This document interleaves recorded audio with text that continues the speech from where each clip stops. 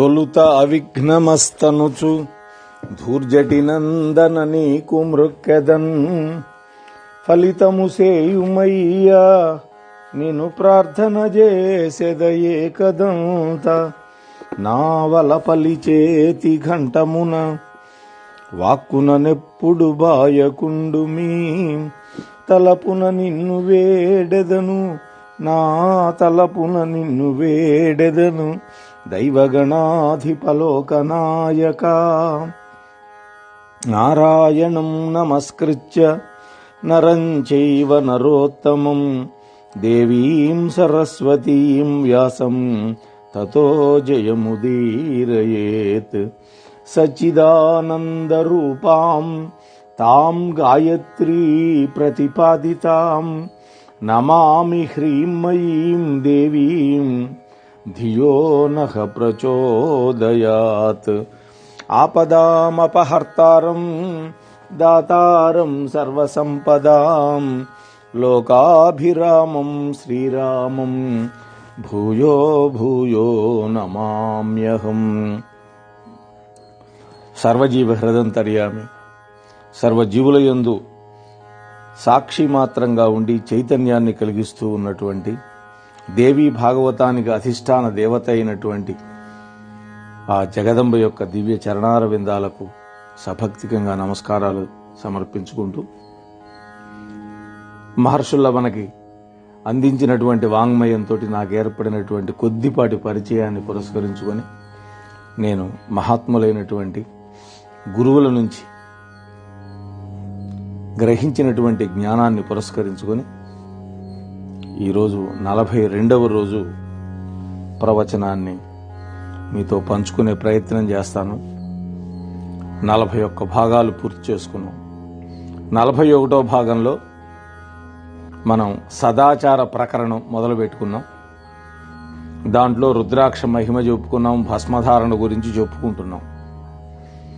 ఈ రోజున భస్మధారణ మహిమ అంటే విభూతిని ధరించడం వల్ల ఏమి మనకు ఫలితాలు వస్తాయి అనే దాని గురించి చెప్పుకుందాం. మనం ఏకాదశ స్కంధంలో ఉన్నాం. ఇప్పుడు నారద, ఈ భస్మధారణ యొక్క మహత్యం ఎంత చెప్పినా కూడా తరగదయ్యా. ఇది యతీశ్వరులకైతే జ్ఞానాన్ని ఇస్తుంది, ఈ భస్మాన్ని పెట్టుకోవడం వల్ల. వానప్రస్థులకి విరక్తినిస్తుంది. మరి గృహస్థాశ్రమంలో ఉన్న మనకి ధర్మవృద్ధినిస్తుంది. గమనించాలి, ధర్మం వృద్ధి పొందుతుంది. మరి బ్రహ్మచారులు పెట్టుకుంటే వాళ్ళు స్వాధ్యాయ శక్తి అంటే వాళ్ళు అధ్యయన శక్తిని పెంపొందిస్తుంది, అంటే చదువు బాగా వంట పడుతుంది అని. అలాగే శూద్రులకైతే పుణ్యం ఇస్తుంది, ఇతరులకైతే పాపక్షయాన్ని అపారంగా ఇస్తుంది. అందుకని సర్వభూత రక్షణ కోసం విభూతిని ధరించాలి అని వేదం చెబుతోంది. ఇది యజ్ఞంతో అన్ని విధాల సమానం. యజ్ఞం చేయాలంటే మనకు చాలా డబ్బు కావాలి, సంపద కావాలి, పరివారం కావాలి. కానీ విభూతి పెట్టుకుంటే యజ్ఞం చేసిన దాంట్లో సమానం. ఎంత సులభంగా చెప్పారో చూడండి. సమస్త జాతుల వాళ్ళు, మునులు, ఋషులు, యోగులు, తపస్సులు, 4 వర్ణాల వాళ్ళు, చివరికి సంకర జాతుల వాళ్ళు కూడా, వాళ్ళు వీళ్ళు తేడా లేకుండా సర్వులు కూడా ఈ యొక్క విభూతి ధారణ చేయాలి అని దేవీ భాగవతం చెబుతోంది. నారద, ఒక్క మాటలో చెప్పాలంటే శివలింగంలాగా, చింతామణిలాగా, పంచాక్షరి మంత్రంలాగా ఈ విభూతి అనేది మోక్షలక్ష్మిని వశీకరించుకోవడానికి దివ్యౌషధమయ్యా అన్నాడు.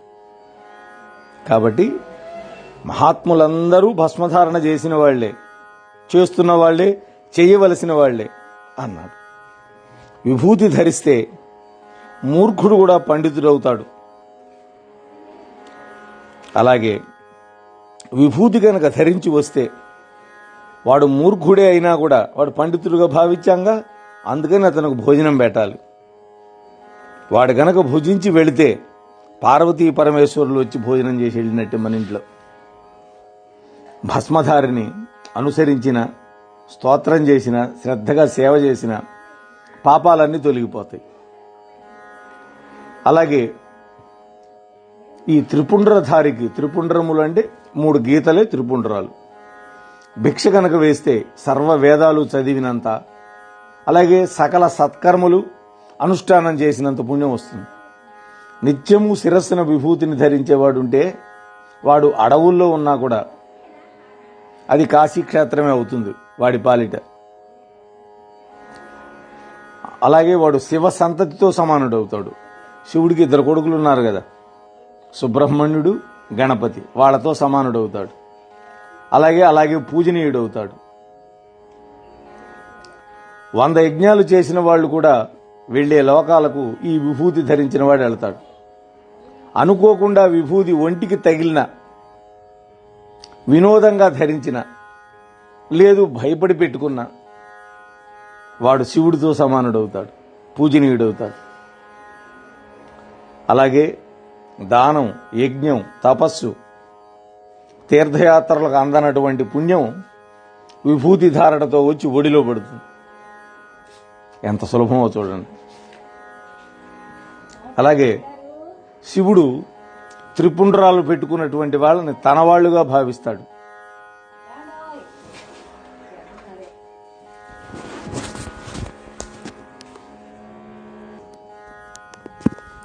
నారదా, శివమంత్రం కంటే గొప్ప మంత్రం లేదు, శివుడి కంటే గొప్ప దైవము లేడు, అలాగే శివ అర్చన కంటే గొప్ప పుణ్యం లేదు, పూజ లేదు, అలాగే విభూతి కంటే గొప్ప తీర్థం లేదు.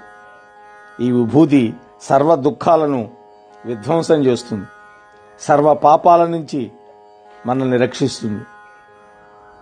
విభూతిధారి ఎవడైనా కాని వాడు ఎక్కడ ఉంటే అక్కడ సర్వ తీర్థగణ పరివృతుడై పార్వతీ పరమేశ్వరులు ఉంటారు.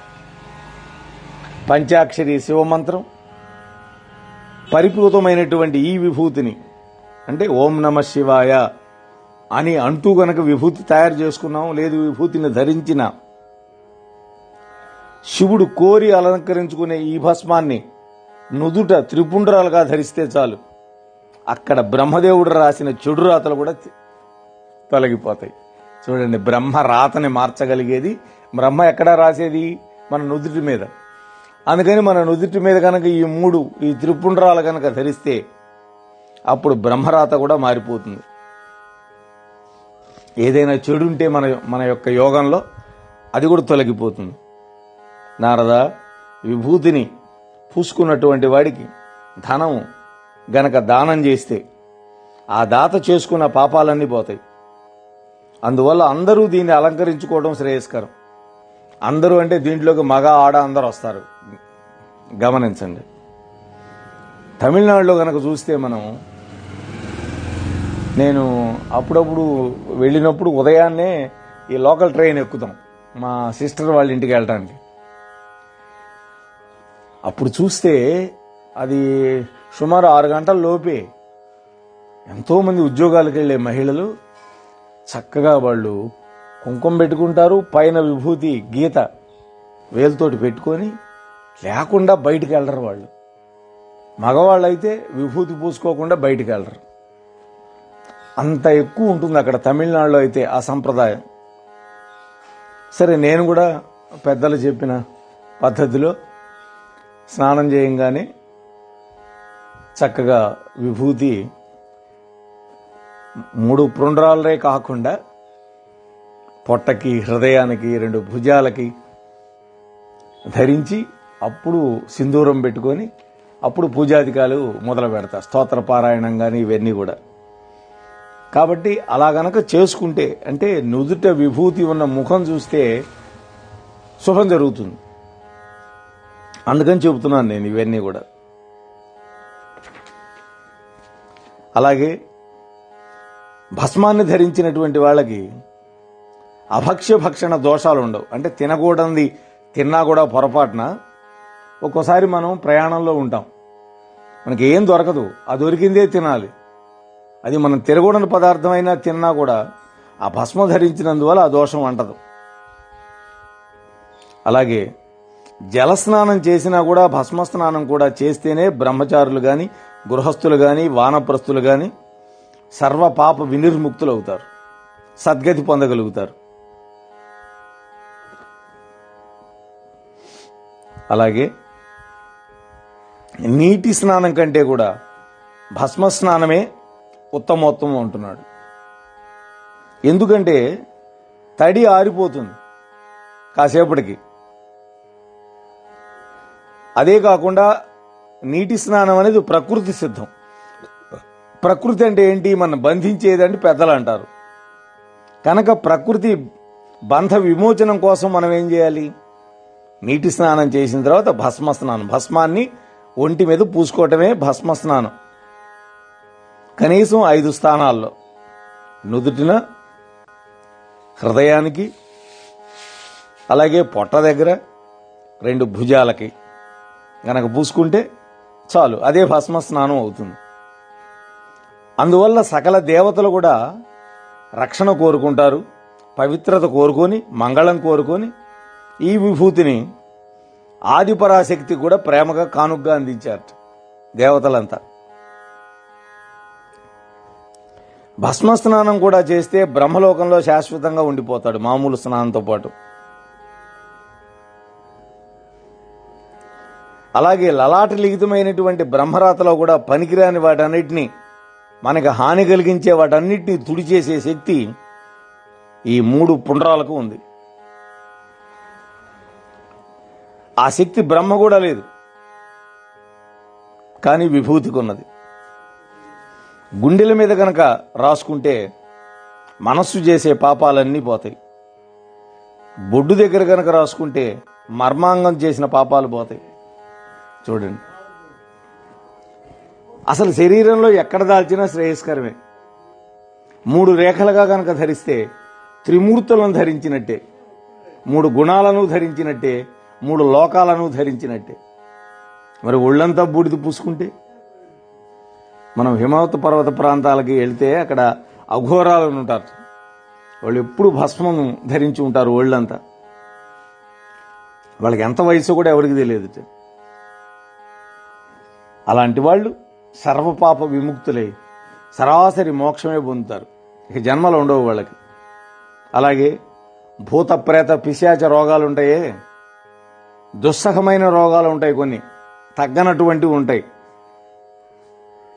అవి భస్మం పూసుకున్న వాడిని చూస్తే 10 ఆమడల దూరం పారిపోతాయిట. భూతాలు గాని, ప్రేతాలు గాని, పిశాచాలు గాని, రోగాలు గాని, పాములు గాని పారిపోతాయి. అలాగే భాషిస్తుంది కనుక దీన్ని భసితము అన్నారు. భాసనాద్భసితం ప్రోక్తం భస్మ కల్మష భక్షణాత్ భూతిర్భూతికరీ పుంసాం రక్షారక్షకరీ పురా.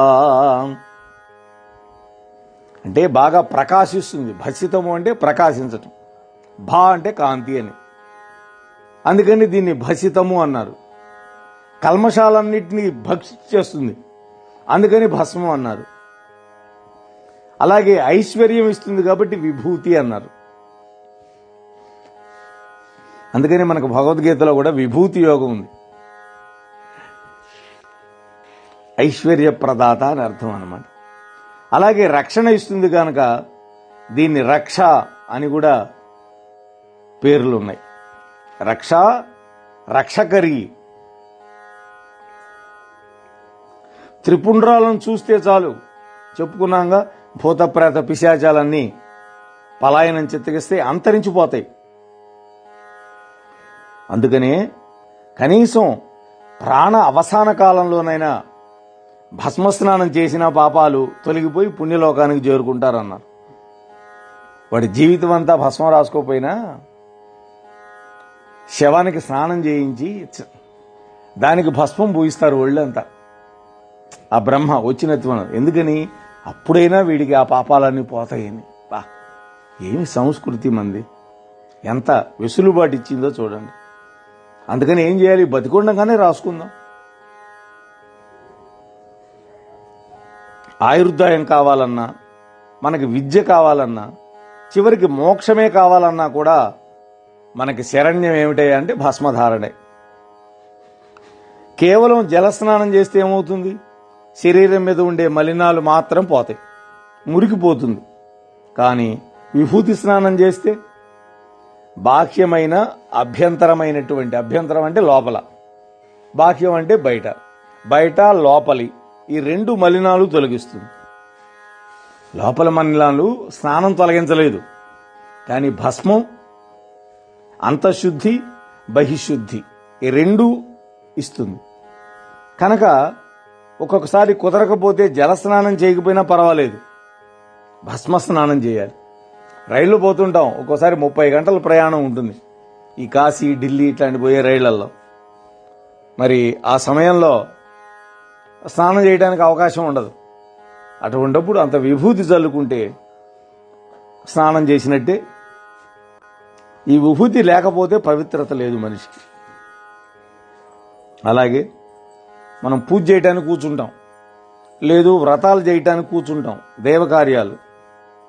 మరి శరీర ధర్మాలు కొన్ని ఉంటాయి, దాన్ని మనమేమి ఆపుకోలేము.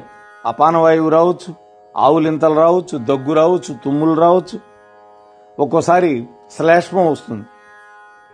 ఇటువంటి వాటి కోసం భస్మ స్నానం చేయాలి. అంటే భస్మాన్ని గనక చల్లుకుంటే అప్పుడు ఆ దోషాలు పోతాయి.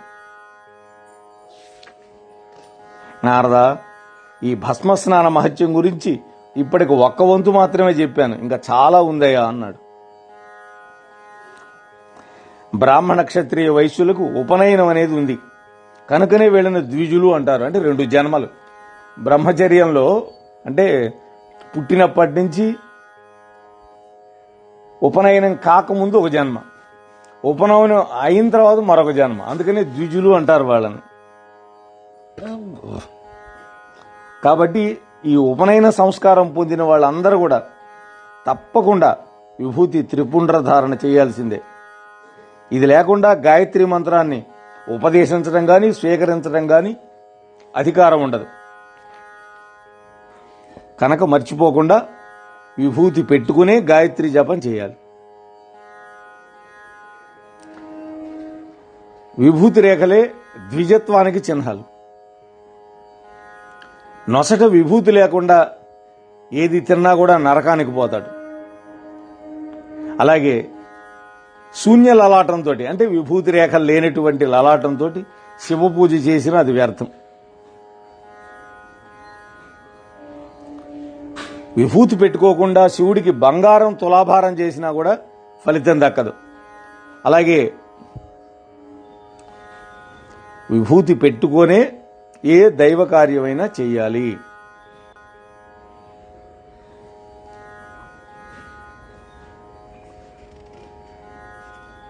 అయితే పవిత్రమైన భస్మం ధరించాలి,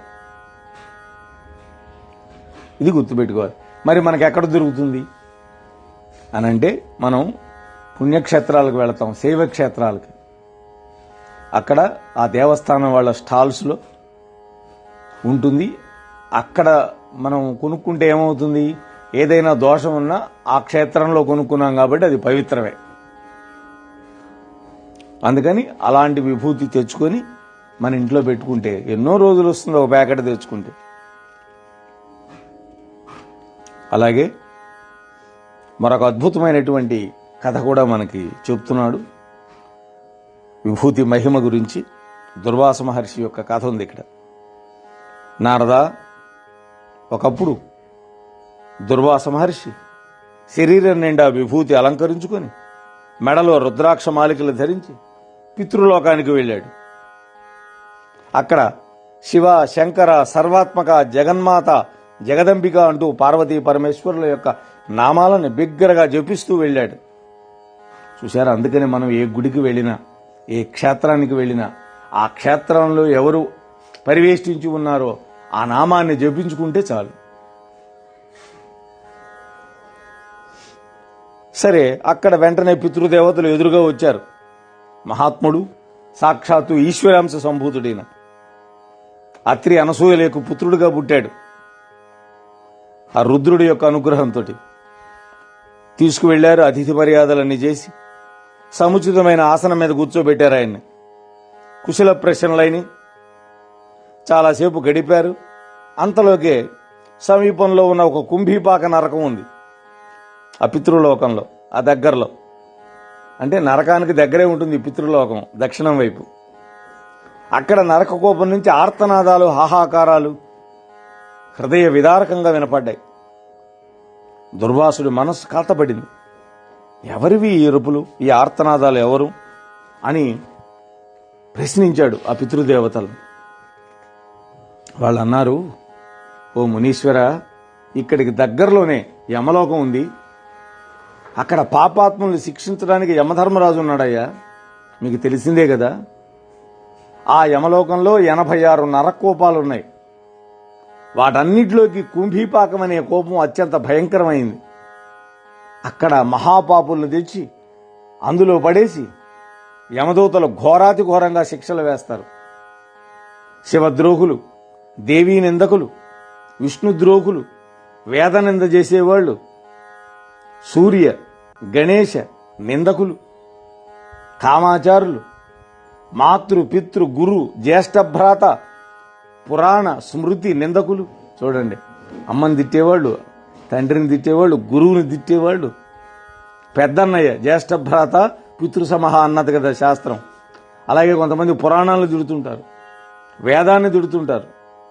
ఇలాంటి వాళ్ళు ఈ ఘోర పాపాలు ఇవి.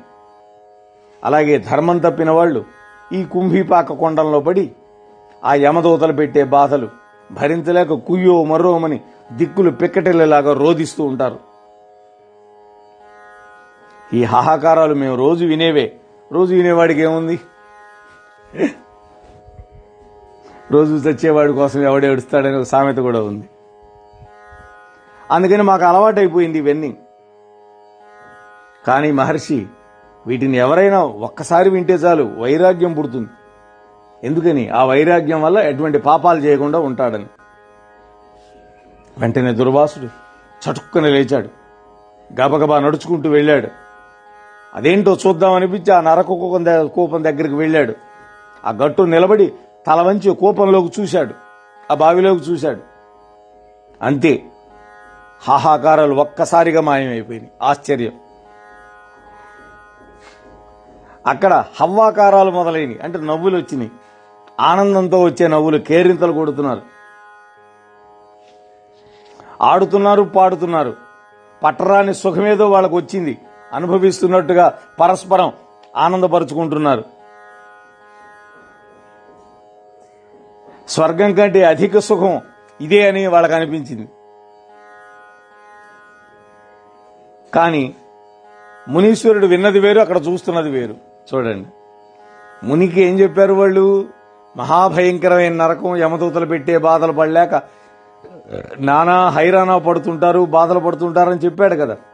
కానీ ఇక్కడ చూస్తే ఆనందంతో కేరింతలు కొడుతున్నారు. అందుకని దుర్వాస మహర్షికి ఆశ్చర్యం కలిగింది. యమదూతలకు కూడా ఇదంతా విడ్డూరంగా కనపడింది. ఇదేంటి, ఎప్పుడు ఏడుస్తుండేవాళ్ళు, బాధపడుతుండేవాళ్ళు ఇలా నవ్వుతున్నారని, జరగదాంది ఏదో జరిగిపోయిందని కలవరపడ్డారు వాళ్ళు. వెంటనే వెళ్లి యమధర్మరాజుకు చెప్పారు ఈ ఆశ్చర్యకరమైన విషయం. వెంటనే యమధర్మరాజు కూడా ఉలిక్కిపడి లేచాడు. తన యొక్క మహిషం ఎక్కాడు, దున్నపోతు వాహనం కదా అయింది, చకచకా వచ్చేశాడు. ఆయన బయలుదేరబోతూ ఈ వార్తను దేవేంద్రుడికి కూడా దూత ద్వారా పంపాడు రమ్మని. అక్కడ ఇంద్రుడు, దిక్పాలకులు బ్రహ్మదేవుడు విష్ణుమూర్తికి చెప్పారు. ఎందుకంటే ఇది ఆశ్చర్యం కదా, పరమాశ్చర్యం. అందరూ బయలుదేరి వచ్చారు, క్షణాల్లో వచ్చారు వాళ్ళ దివ్య విమానాల మీద. కుంభిపాక చుట్టూ చేరారు. అందులో జీవులు ఆనంద పరవశలై కేరింతలు కొట్టడం కళ్ళారా చూశారు వాళ్ళు. అహో, ఇది నరక కూపం కానే కాదు, పాపాత్ముల కోసం నిర్మించిన భోగ కూపంలాగా ఉందనుకున్నారు వాళ్ళు. కారణం ఏంటో ఎవరికి స్ఫురించటల్లా. ఇక సృష్టిలో పాపం చేయడానికి ఎవడైనా భయపడతాడా అనుకున్నారు. అందరూ పాపాలే చేసి ఇక్కడికి వచ్చారే వీళ్ళంతా. ఇక్కడేంటి వీళ్ళకి ఇంత సుఖం కలిగింది? ఇది చాలా ఆశ్చర్యంగా ఉంది, ఇదేదో విపరీతంగా కూడా ఉంది అనుకున్నారు అందరూ. అప్పుడు విష్ణుమూర్తి కలిగించుకొని చెబుతున్నాడు,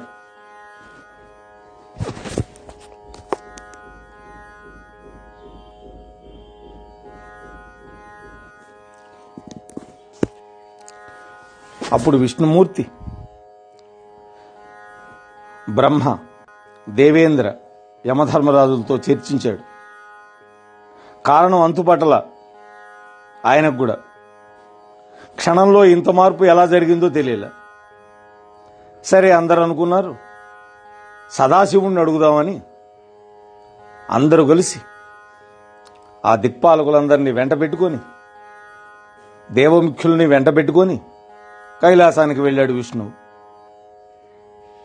అక్కడ కోటి మన్మథుల యొక్క సుందరాకారుడు, ఎప్పుడు చూసినా 16 ఏళ్ల వయసులో ఉంటాడట. లావణ్య నిధి, నానాలంకారణ భూషితుడు, పార్వతీదేవి లాలిస్తూ ఉన్నటువంటి చంద్రమౌళి దర్శనం ఇచ్చాడు వాళ్ళకి. అక్కడికి వెళ్లి విష్ణుమూర్తి, బ్రహ్మ, దేవేంద్రాది దిక్పాలకులు అందరూ నమస్కారాలు చేశారు. చేసి యమలోకం యొక్క వింత అంతా చెప్పారు. అక్కడ, స్వామి, మీరు సర్వజ్ఞులు కనుక దీనికి కారణం ఏంటో మీరే చెప్పండి అని విష్ణుమూర్తి అభ్యర్థించాడు. అప్పుడు శివుడు చిరునవ్వు నవ్వి, ఓ చతుర్భుజ అన్నాడు. చతుర్భుజుడు అంటే విష్ణుమూర్తి, చతుర్ముఖ అంటే బ్రహ్మ. ఇందులో వింతేముంది, విడ్డూరం అంతకంటే లేదు. అదంతా కూడా విభూతి యొక్క మహిమ, దానికి సాధ్యం కానిది ఏదీ లేదు. ఇదిగో దుర్వాసుడు వచ్చాడు కదా, అతడు పరమ మాహేశ్వరుడు, నా అంశ సంభూతుడు. కుంభీపాకం గట్టున నిలబడి కిందికి తొంగి చూశాడు కదా, ఇంకేముంది, అతడి నుదుట ఉన్న విభూతి రేఖలు, కొన్ని రేణువులు దైవికంగా ఆ కుండంలో పడ్డాయి. అంతే, ఆ విభూతి యొక్క మహిమ నరకకోపం స్వర్గంగా మార్చేసింది. ఇప్పటి నుంచి అది పితృలోక వాసులకి తీర్థం అవుతుంది అని శివుడు వరం ఇచ్చాడు. అందులో గనక స్నానం చేస్తే పితృదేవతలు సుఖపడతారు, పితృతీర్థంగా విఖ్యాతి పొందుతుంది. అక్కడ ఆలయం కట్టి మా దంపతులిద్దరినీ అక్కడ ప్రతిష్ఠ చేయండి.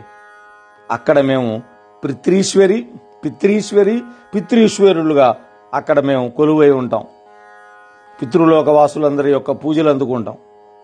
3 లోకాల్లో ఉన్న తీర్థాలన్నిటికీ కూడా అది ఉత్తమోత్తమం అవుతుంది అని ఆ శంకర భగవానుడు స్వయంగా ప్రకటన చేశాడు. అప్పుడు విష్ణుమూర్తి, అతడి అనుచరులు అందరూ సంతోషపడి శివుడికి నమస్కారం చేసి మళ్లీ యమలోకానికి తిరిగి వచ్చారు. అక్కడ ఉన్నటువంటి మిగిలినటువంటి దేవతలందరికీ ఈ విషయం చెప్పారు. విభూతి మహిమ ఇంతటిదా అని ఎంతగానో ప్రశంసించారు. అలాగే ఒక గొప్ప తీర్థం లభించిందని పితృదేవతలు సంబరపడిపోయారు. అలాగే ఆ తీర్థం పక్కన శివపార్వతుల యొక్క మూర్తులను ప్రతిష్ఠ చేసుకున్నారు. నిత్యము పూజలు చేయటం మొదలుపెట్టారు. అప్పటిదాకా ఆ కుంభీపాక కూపంలో పడి ఉన్నటువంటి ప్రాణికోటి అంతా కూడా దివ్య విమానాలు ఎక్కి కైలాసం వెళ్ళిపోయారు. వాళ్ళందరూ ఇప్పుడు భద్రగణాలు అనేటువంటి పేరుతో ఇప్పటికీ అక్కడే హాయిగా ఉన్నారయ్యా నారదా అని నారాయణ మహర్షి చెప్పాడు ఈ కథ అంతా. యముడు, యమదూతలు ఇక చేసేదేం లేక ఆ తీర్థానికి కొంచెం దూరంగా, అవతల చాలా దూరంగా మరొక కుంభికా పాక కుండం పెట్టుకున్నారు. ఎందుకని ఈసారి వచ్చే పాపులందరినీ పడేయాలి కదా. ఇక నేటి నుంచి శైవులు ఎవ్వరు కూడా దీని దగ్గరకు కూడా రాకూడదని గట్టి నిషేధం పెట్టారు. ఎందుకని, మళ్ళీ శైవులు ఎవరన్నా వచ్చారంటే మళ్ళీ ఇంకొక కుంభిపాకం పెట్టుకోవాలి, అది కూడా తీర్థం అయిపోతుంది. అంటే శివభక్తులకి అంత గొప్ప శక్తి ఉన్నది అని పురాణం చెబుతోంది. తర్వాత ఊర్ధ్వపుండ్ర ధారణ అంటే నిలువు బొట్టు. ఇప్పటిదాకా మనం అడ్డబొట్టు గురించి చెప్పుకున్నాం. నారద, ఇక వైష్ణవాగమాలు చెప్పేటటువంటి ఊర్ధ్వ త్రిపుండ్రాల గురించి చెబుతాను విను అన్నాడు. పర్వతాగ్రం, నదీ తీరం, విశేషించి శివక్షేత్రం, సముద్ర తీరం, పుట్ట, తులసి కోట వీటిలో ఎక్కడి నుంచైనా సరే మట్టిని తీసుకొచ్చుకోవాలి. మట్టి అంతే తప్ప ఎక్కడ పడితే అక్కడ తెచ్చిన మట్టి పనికిరాదు. నల్ల మట్టి అయితే శాంతికరం, ఎర్ర మట్టి అయితే వశ్యకరం, పసుపు రంగులో మట్టి అయితే శ్రీకరం, తెల్లటి మట్టి అయితే ధర్మప్రదం.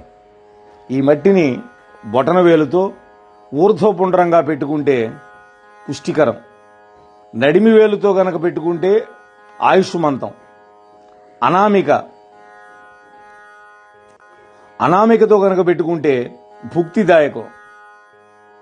అనామిక అంటే ఈ ఉంగరం పెట్టుకుంటే వేలుని అనామిక అంటారు. చూపుడు వేలుతో పెట్టుకుంటే అది ముక్తిదాయకం. ఈ 4 వేళ్లే ఉపయోగపడాలి, గోళ్లు మాత్రం తాకనీయకూడదు. ఈ నిలువు బొట్టు దీపం ఒత్తిలాగా కానీ, అలాగే వెదురు ఆకులాగా కానీ, తామర మొగ్గలాగా కానీ తీర్చిదిద్దుకోమన్నారు. 10 అంగుళాల పొడవు ఉంటే ఉత్తమోత్తమం అన్నారు. 9 అంగుళాలుంటే మధ్యమం, 5 అంగుళాలుంటే మధ్యమంగా, 4 నుంచి 2 అంగుళాల వరకు కనిష్టం, తక్కువ. నొసట ఈ బొట్టు పెట్టుకునేటప్పుడు కేశవనామాన్ని, పొట్ట మీద పెట్టుకుంటే నారాయణ నామాన్ని, గుండెల మీద పెట్టుకునేటప్పుడు మాధవ నామాన్ని, గొంతు ముడి కింద కనుక పెట్టుకునేటప్పుడు అంటే కంఠ కోపం ఉంది కదా అప్పుడు గోవిందనామాన్ని, పొట్టకి కుడివైపున విష్ణునామం, కుడి భుజం మీద మధుసూదన నామం, కుడి చెవికి పెట్టుకునేటప్పుడు త్రివిక్రమ నామం, పొట్టకి ఎడమ వైపున వామన నామాన్ని, ఎడమ భుజం మీద శ్రీధర నామాన్ని, ఎడమ చెవి మీద ఋషికేశుడి యొక్క నామాన్ని, వీపు మీద పెట్టుకునేటప్పుడు పద్మనాభ నామాన్ని, అలాగే మూపు మీద అంటే ఈ వీపుకు పైన పెట్టుకునేటప్పుడు దామోదర నామాన్ని స్మరించుకోవాలి. కాబట్టి కేశవాది నామాలు, కేశవనామాలు ఉన్నాయి కదా మనకి, ఆ కేశవనామాలు పలుకుతూ బొట్టు పెట్టుకోవాలి. దానివల్ల శుచిత్వం వస్తుంది